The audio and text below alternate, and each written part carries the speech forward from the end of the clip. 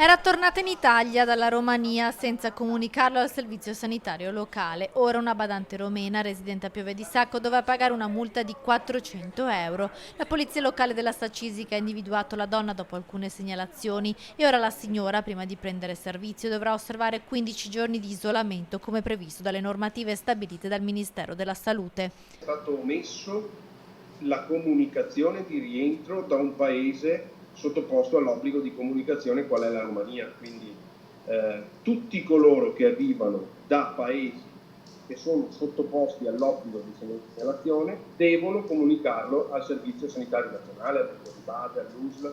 Siamo rientrati e sottoporsi ai 14 giorni di isolamento. Questo per una tutela loro, ma anche per una tutela della cittadinanza. La salute delle persone e dei cittadini è prioritaria, ha detto il sindaco di Piove di Sacco. Non si possono commettere tali leggerezze. La donna romena infatti lavora come badante e quindi a stretto contatto con una persona anziana che in questo periodo di emergenza sanitaria sono tra i soggetti più a rischio. L'USL 6, dopo la multa della polizia locale, è stata subito allertata e ora la romena è in isolamento fiduciario.